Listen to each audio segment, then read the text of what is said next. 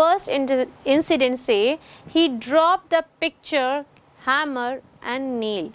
उन्होंने क्या किया, पिक्चर को भी गिरा दिया, नेल को भी गिरा दिया और हैमर को भी गिरा दिया. तो यहाँ पे क्या है, क्लमजी है, मतलब उनके किसी भी काम में सफाई नहीं है, फिनिशिंग नहीं है, वो अच्छे से कोई काम कर नहीं सकते, तो क्लमजी हैं, अपने में ही मिक्स हो जाते हैं. वो उनके दिमाग में इतने सारे एक साथ चीज़ें चलती हैं कि वो एक भी काम को एक्यूरेटली नहीं कर पाते हैं, राइट, क्लमजी. ओके, नेक्स्ट जो आपका इंसिडेंट है वो है he took off his coat and did not know that he was sitting on it.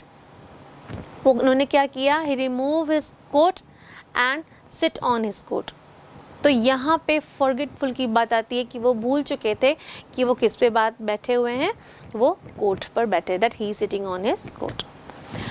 Third जो इंसिडेंट है वो कहता है कि and he would take the rule and measure again and find that he wanted half of 31 and 3/8 inches from the corner and would try to do it in his head and go mad. तो यहाँ पे जो बात आ रही है पूरी तरीके से डिसऑर्गेनाइज्ड की बात आ रही है, क्योंकि वहाँ पे वो डिसाइड ही नहीं कर पा रहे हैं कि पहले क्या था, अभी क्या है, अभी जो मेजरमेंट्स वो ले रहे हैं एक्चुअली वो सही है कि नहीं. सो यहाँ पे जो आप एडजेक्टिव यूज़ करेंगे that is disorganised, right. Okay, next जो इंसिडेंट है वो है he shouted at all the children for not being to find the coat when he was sitting on it himself. तो ये इंसिडेंट कहता है कि वो सब बच्चों पर चिल्ला रहे थे, किस लिए, क्योंकि वो एबल नहीं थे अपने कोट को फाइंड आउट करने के लिए. तो कोट किसने रखा था, कोट उन्होंने खुद रखा था. और कोट पर बैठा कौन था, who was sitting on the coat, तो कोट पर वो खुद जो है अंकल पॉचर बैठे हुए थे. तो yes of course he is a careless person. वो क्या है, एक careless person, right. Okay, now another हम सिचुएशन को या इंसिडेंट को देखते हैं. Next incident is he sent the maid to get nails without telling what size. तो यहाँ पे जो बात आ रही है कि आप किसी व्यक्ति को, और you are telling something to some person, right, लेकिन आप इतने पेशेंट या इम्पेशेंट हम बोल सकते हैं, आप इतने इम्पेशेंट हैं that you are not telling the things completely to a person. आधी बात इसे बताई एंड देन आधी बात दूसरे को बताई. Here the adjective will be used is impatient, right. Okay, next जो नेक्स्ट हमारा इंसिडेंट है that is he said even cat can find things that his family cannot. वो ये कहना चाहते हैं कि एक बिल्ली भी चीज़ों को ढूंढ सकती हैं बट उनके फैमिली मेम्बर्स इन चीज़ों को नहीं ढूंढ सकते. तो here he was blaming others. ठीक है, तो यहाँ पे जो आप एडजेक्टिव यूज़ करेंगे, use blame others. Now, okay, so this is from the comprehension part. Let's move towards the vocabulary section of this lesson. Okay, coming to the vocabulary section, the question is on your screen. चलिए जल्दी से read करते हैं and try to understand this question. The question says, in the sentence given below, the underlined phrases can be expressed in one word. Okay, write meaning of the phrases in space provided.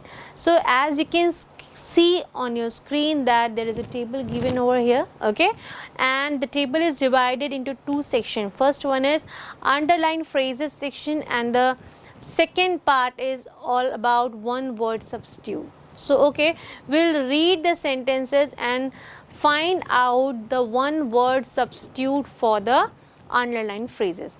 So first sentence is, a new picture would come and would be standing in the drawing room waiting to be put up. तो to be put up को हम कहेंगे hung up. ठीक है, to be put up मतलब उसको लटकाने के लिए, तो उसके लिए एक वर्ड है that is hung. Okay, now ये एक एग्जाम्पल आपको करके दिखाया है कि in this way you have to solve the questions. तो आइए बाकी के रेस्ट ऑफ द सेंटेंसेस को हम क्या करते हैं, will try to find out the one word for the phrases. Let's begin. Okay, now the second sentence is, and then he would take off his coat and begin. As I told you earlier that take off means to remove. आप यहाँ पे take off के phrase को remove से replace कर सकते हैं। तो जो सब्सटीट्यूट वन वर्ड होगा उसका रिमूव यूज़ कर सकते हैं, REMOVE। Okay, next, you can't find a code that I put down not 5 minutes ago. Put down मतलब इस सेंटेंस की मीनिंग समझेंगे तो अपने आप आपको इमेजिन करना शुरू कर देंगे आप। सेंटेंस कहता है तुम उस कोड को नहीं पा सकते जो अभी अभी मैंने नीचे रखा है 5 मिनट पहले। तो हम रखा है kept यूज़ करते हैं इसके लिए, KEPT। क्या यूज़ करते हैं? kept यूज़ करते हैं। ओके, आगे बढ़ते हैं। We would have to go down on our knees and look for it. हमें क्या करना पड़ेगा? अपने नीज पर बेंड होना पड़ेगा और उसको देखना पड़ेगा। लुक फॉर इट, अब कुछ चीज़ हम खोज रहे हैं, उसके लिए क्या हम वर्ड यूज़ करते हैं? सर्च। इंग्लिश में सर्च एक वर्ड है, SEARCH। Okay, so search is the one word which will substitute the phrase. Okay, next sentence, I never came across such people in my whole life. Came across, met, right? met कभी ऐसे लोगों से नहीं मिला जो अपनी पूरी ज़िंदगी में ऐसे लोगों से नहीं मिला, right? तो came across को हम किससे रिप्लेस करेंगे? meet का सेकेंड फॉर्म है met, MET, met, right? Okay. Oh, you can give it up. I found it all by myself. तो यहाँ पे वो कहना चाहते हैं कि तुम रहने दो, ठीक है, तुम इस काम को रहने दे सकते हो, मैंने अपने मन से ढूंढ लिया है, और या मैं अपने मन से कर लूँगा, ठीक है, या मैं खुद कर लूँगा कह सकते हैं। तो गिव इट अप को आप कह सकते हैं स्टॉप, ठीक है, stop doing such kind of things और सम काइंड ऑफ थिंग्स। तो STOP स्टॉप यूज़ करेंगे, and this way we have completed this part of vocabulary. Okay, now after completing the vocabulary section, next move toward the grammarization. देखिए, आप अपनी book में you'll find out that you have to express the habitual actions and the states in the past. Now habitual actions क्या होते हैं? What do you mean by habitual actions? ऐसे action जो हम करते हैं, right? ऐसा एक्शन जो हम पहले करते थे या अभी भी कर रहे हैं, तो वो एक्शन क्या कहलाएंगे? Habitual actions. और स्टेट्स इन द पास्ट, जो हम पहले कुछ चीज़ें एक्टिविटीज़ हम पहले करते थे, that is states in the past. तो यहाँ पे हम दो वर्ड यूज़ कर रहे हैं, वुड एंड यूज टू। जैसे कि आप पूरे लेसन में you will find out that would बहुत जगह यूज़ हुआ है या काफ़ी जगह वुड का यूज़ हुआ है। तो would can be replaced by used to, ठीक है। There are so many examples given in your textbook and you can go through it. Let's read a table given in your textbook and let's understand the use of used to and would, and also habitual action and habitual state. We will understand the difference between both of them. तो चलिए हम चलते हैं उस table की ओर और उस table के थ्रू सेंटेंस रीड करेंगे, and we'll find to understand or we'll try to understand the difference between them, और ये कहाँ क्या चीज़ लगती है हम इसको समझने की कोशिश करेंगे।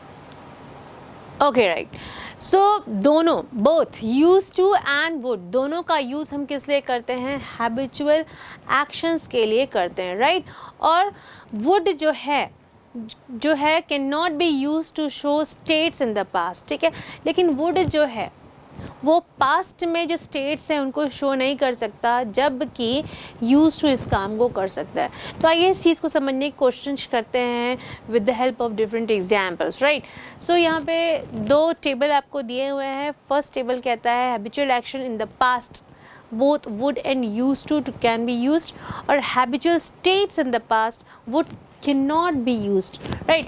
तो पहले जो हम राइट हैंड साइड में हम देखेंगे कि फर्स्ट स्टेटमेंट लिखा है would play all day as a child, खेल सकते हैं पूरे दिन एज अ चाइल्ड।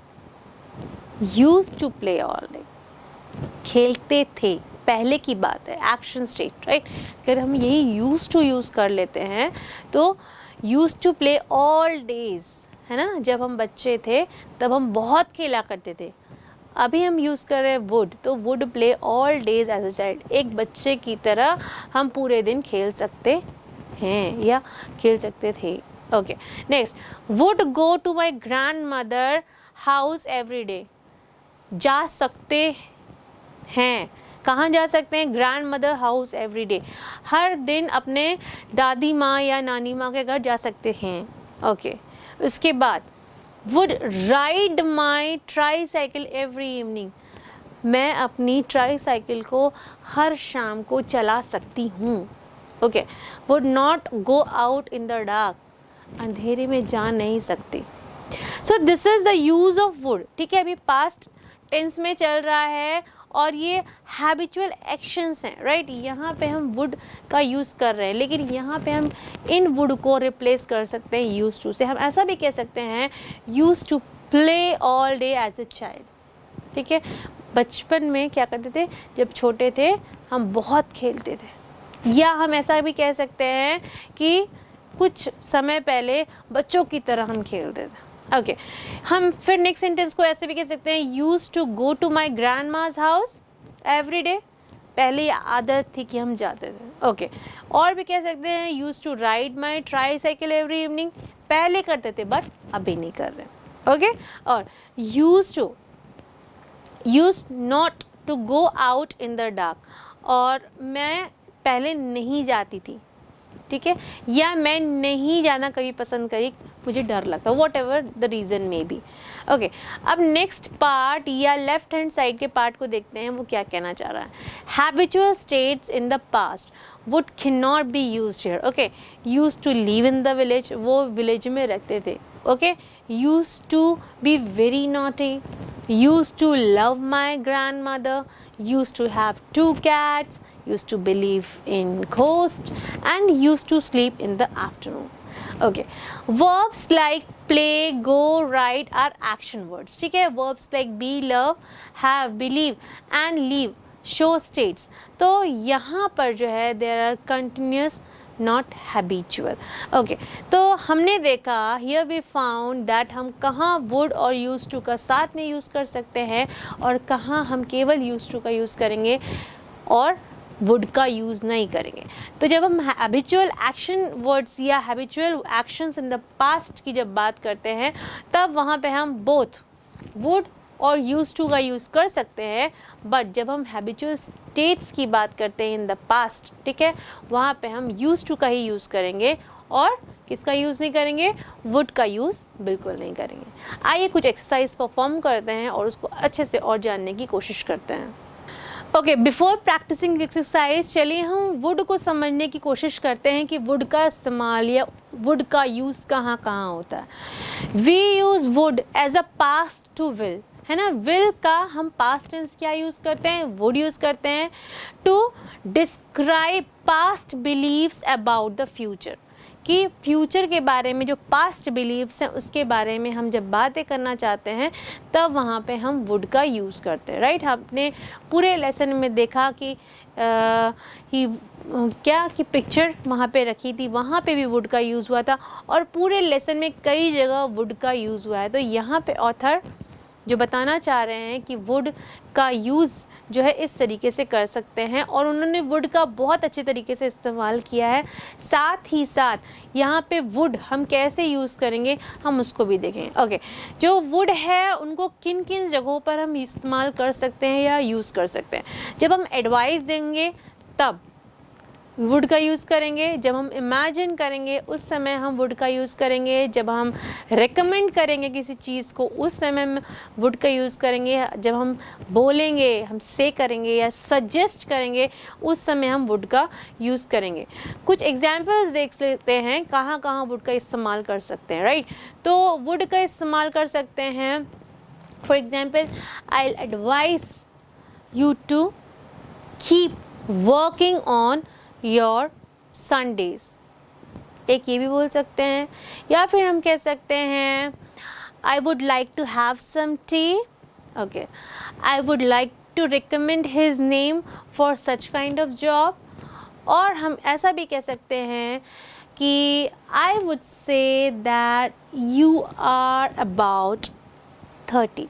हम यहाँ एज की सीख बता रहे हैं, तो हम वुड का अलग अलग जगह पर इस्तेमाल कर रहे हैं। So these are the few examples of would. अब आपकी बुक में जो कुछ एग्जाम्पल्स दिए गए हैं, आप प्लीज़ उनके थ्रू उनसे गो थ्रू हो जाइएगा। Please read those examples, right. और उसके बाद हम आगे बढ़ते हैं इससे रिलेटेड एक्सरसाइज की ओर, जहाँ पे हम वुड और यूज टू दोनों का यूज़ करेंगे। जैसे कि हमने जान लिया है कि हैबिचुअल एक्शन में यूज टू और वुड दोनों यूज़ होगा, बट हम जैसे ही हैबिचुअल स्टेटस की बात करते हैं वहाँ पर क्या हो जाएगा, वुड का यूज़ नहीं होगा। तो आगे चलिए देखते हैं एक्सरसाइज और उसको प्रैक्टिस करने की कोशिश करते हैं। For each of the following sentences choose either use to और would, both are possible, use would. ठीक है, ओके। तो यहाँ पे क्वेश्चन कहता है कि आपको जो सेंटेंसेस दिए गए हैं वहाँ पे आपको यूज टू या फिर वुड का इस्तेमाल करना है, और अगर दोनों ही पॉसिबल हैं तो best thing you can do it कि वहाँ पे आप वुड का यूज़ करिए। चलिए, when I was a child, जब मैं बच्चा था, पास्ट टेंस में सेंटेंस चल रहा है, वॉज है, ठीक है।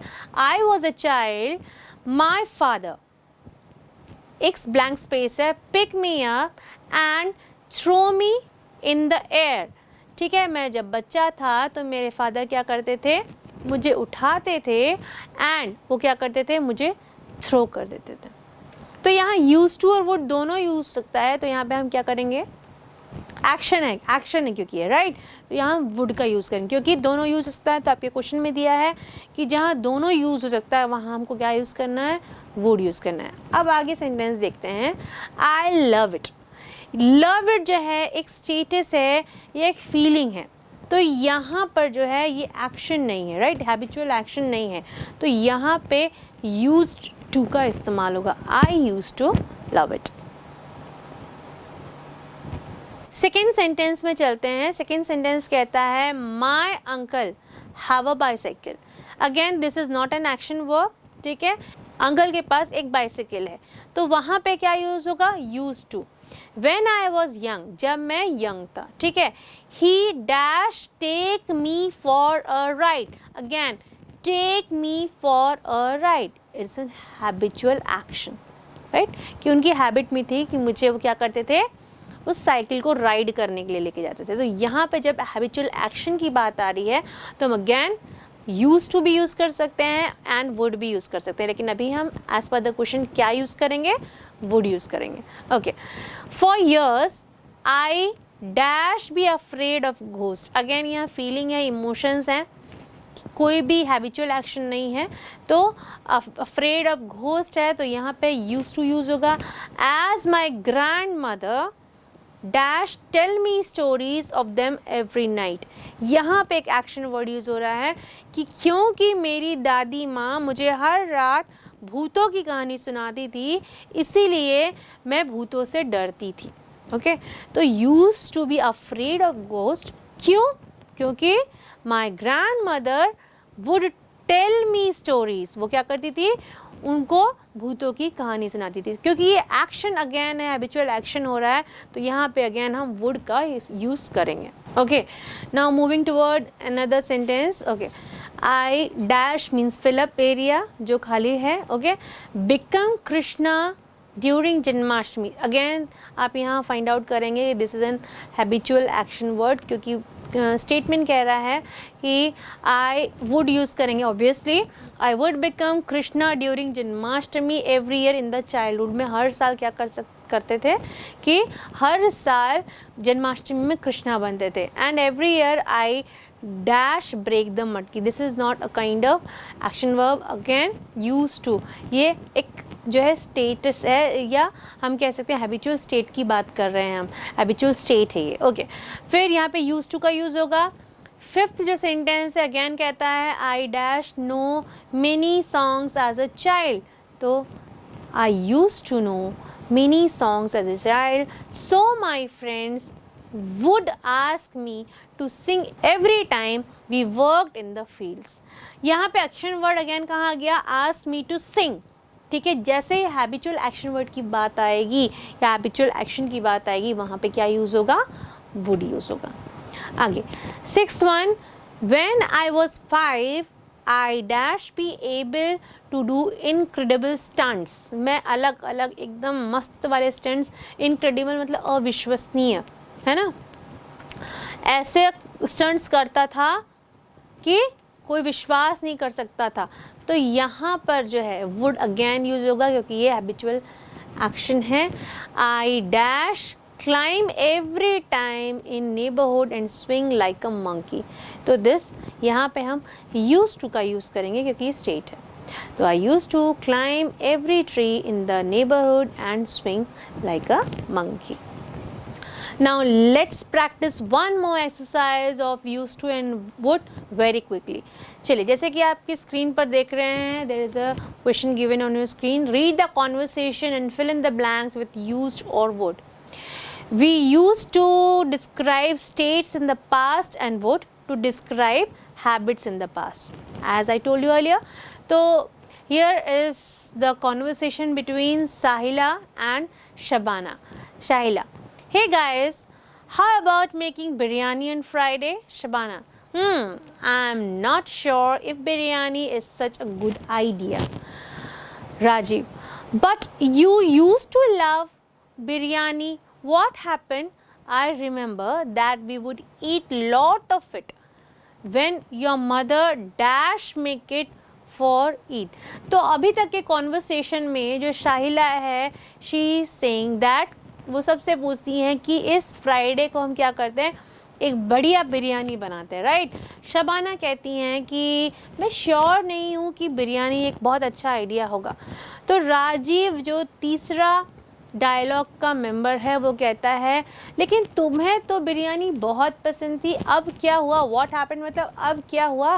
और मुझे जहाँ तक याद है कि हम बहुत बिरयानी खाते थे when your mother make it for Eid. ये जो है वो स्टेट है, हैबिचुअल स्टेट, करती थी, तो used to, right, used to का यूज़ करेंगे। ओके, अभी नहीं करती है, हैबिचुअल एक्शन नहीं है, अब ये पहले करती थी, स्टेट है। ओके, शबाना फिर से कहती हैं I still do but yesterday we had some, and उसके बाद वो रुक जाती हैं। शबाना का कहना है मैं अभी भी उसे बहुत पसंद करती हूँ और बीते हुए कल, यानी कल जो है वो हमने थोड़ी, इतना कहते हुए रुक जाते हैं। राजीव: ओके आई सी, ओहो तो ये बात है। राजीव कहते हैं well then I have a better idea, let's have a potluck party, I will prepare some cabbage curry the way mom do it. तो यहाँ पे राजीव कहते हैं ओके, तो मेरे पास इससे भी एक बहुत बेटर आइडिया है कि चलिए पॉटलक पार्टी करते हैं और मैं कैबेज करी बनाऊंगा जैसे कि मेरी माँ बनाती है। तो अभी भी वो एक्शन होता है। ओके, तो जब एक्शन की बात करते हैं, हैबिचुअल एक्शन की बात करते हैं, तो वहाँ पे क्या यूज़ करते हैं, यस एग्जैक्टली वुड यूज़ करते हैं हम। ओके, आगे रीड करते हैं I dash like it a lot when I was a kid. यहाँ पे एक्शन वर्ड नहीं है, स्टेट का वर्ड है, तो I used to like it a lot when I was kid. मुझे बचपन में बहुत पसंद थी, है ना, मुझे बहुत पसंद थी जब मैं बच्चा था, right. Okay, and Shabana can make some fried rice. वो ऑल्सो वो और उसमें ऐड करते हुए कहता है कि और जो शबाना है वो क्या करेगी, फ्राइड राइस भी बनाएगी। तो साहिला कहती है रियली, ओह रियली, मतलब वो इतनी खुश हो जाती हैं इसलिए वो रियली कहती हैं। और I dash hate cabbage when I was a child but now I like it, maybe I can prepare some kheer. तो वो ऐड करती हैं कि मुझे पहले कैबेज पसंद नहीं था। Again this is a state, तो जब स्टेट की बात करते हैं, हैबिचुअल स्टेट की बात करते हैं, तो यहाँ पे हम यूज़ करेंगे used to. I used to hate cabbage when I was a child but now I like it, maybe I can prepare some खीर। तो मुझे अब कैबेज पसंद है और शायद मैं थोड़ी खीर बना पाऊँ क्योंकि ईद है। तो in this way we have completed this conversation part and now I hope कि आप कहाँ यूज़ करना है, कहाँ would यूज़ करना है, वो आपको बहुत अच्छी तरीके से क्लियर है, it is very clear to all of you. चलिए, after completing the grammar section हम राइटिंग स्किल्स की बात पे आते हैं या राइटिंग स्किल्स के पोर्शन में आते हैं। सो ये you can find a question that you have to rearrange the sentences to describe the order in which uncle Podger made mistake while hanging the picture. तो अंकल पॉचर ने कौन कौन से मिस्टेक किए थे, हमको सीक्वेंस में अरेंज करना है, ठीक है, क्या करते हुए वाइल हैंगिंग द पिक्चर। जैसे कि आपकी स्क्रीन पर कुछ सेंटेंसेस दिए हैं, ये जो है एक सीक्वेंस में नहीं है, हैपर्सर्ड वे में है, तो we will put them in the sequence. तो first sentence says he lost the hammer, then coming to the second sentence that says he dropped the nail। फिर बात आती है he forgot where he had made the mark to hammer the nail। okay, फिर है he dropped the picture, again he fell down with measuring with the string, again he tried to save the glass and cut himself। Okay चलिए, अब इसके answers को find out करते हैं। तो जैसे कि आप इफ़ यू रिमेंबर कि आपने जब एक्सप्लेनेशन सुना था तो उस समय आपने देखा कि फर्स्ट जो उन्होंने पिक्चर को गिरा दिया था, तो first one is he drop the picture, second one is जब उन्होंने उसको सेव करने की कोशिश की, सो he cut himself, है ना, तो he tried to save the glass and he cut himself, this is the second one। third one होता है कि he dropped the nail, then he dropped the hammer or he lost the hammer। उसके बाद होता है he forgot where he had make the mark to hammer the nail, ठीक है। Marking भूलने के बाद बात होती है कि he fell down while measuring with the string, जैसे वो स्ट्रिंग से नापने जाते हैं वो मेजर नहीं कर पाते और वो थोड़ा सा वो डिसबैलेंस हो जाते हैं and then he fell down. So this is the sequence और this is the proper sequence according to the lesson. Now again there is a writing skill. Now write a paragraph based on these sentences using linkers given in the box below। Let's read what are the linkers। Linkers first, then, next, after, that, also, finally। तो चलिए जल्दी से हम एक paragraph prepare करते हैं इन words को लेकर। Uncle Podger made a lot of mistakes while trying to hang the picture। First, he ordered everyone to bring the tools required to hang the picture and then drop it. Next, he asked everyone to look for his jacket and found it sitting on it. Then, he made everyone stand around him and help him hanging the picture. After that, his clumsiness grew and dropped nail hammer. Also, he lost the sight of the mark made for hanging the picture. Then, he would make everyone stand and measure again to measure it. Finally, he decided to try string and could not reach it and fell on the piano. Now, the another question of the same lesson देखते हैं। Now look up a dictionary and find out what the italicized word in the following sentence from the story Uncle Podger hangs a picture mean। Simple सी चीज़ है, आपको कुछ sentences, there are few sentences given on your screen, वहाँ पे जो sentences italicized में या italic में लिखे हुए हैं, you have to find a meaning for it, ठीक है। Let's read the sentences and find out the meaning of those italicized sentences or words, right? Okay, I shall want you to hand me up the picture। hand me up, यहाँ पे आप देख रहे हैं italicized में लिखा हुआ है, तो इसका मीनिंग होता है to help someone in climbing, ठीक है, to help someone in climbing, ये सेंटेंस के पर्सपेक्टिव में है। ओके ओके, या आप लिख सकते हैं टू हेल्प समवन भी कह सकते हैं, right. Okay, and second sentence is and then he would lift up the picture. यह लिफ्ट अप को आप इटैलिक में देख सकते हैं। So lift up means raise, raise, RAISE। ओके, next one is all the house had to stop looking for all the other things he had asked for। looking for देख रहे हैं, मैंने आपको जब वन वर्ड सब्स्टिट्यूट में जब हमने डिस्कस किया था वहाँ पे भी एक वर्ड बताया था सर्च, SEARCH, सर्च, ठीक है। तो ये वर्ड भी लुकिंग फॉर के लिए यूज़ होगा और लुकिंग फॉर को हम किससे सब्स्टिट्यूट कर सकते हैं, सर्च से सब्स्टिट्यूट कर सकते हैं। नेक्स्ट है I never came across such people in all my life upon my world I didn't, ठीक है। तो यहाँ पे मीट होगा MEET, this is the first form of verb, okay। 6 of you and you can't find a code that I put down not 5 minutes ago, okay। यहाँ पे आप देख रहे हैं put down को हम क्या देख सकते हैं, kept down, right, okay। oh you can give it up मतलब you can stop doing something, okay। next sentence, and we would all have to go down on our knees and look for it, again look for it is in italic, okay।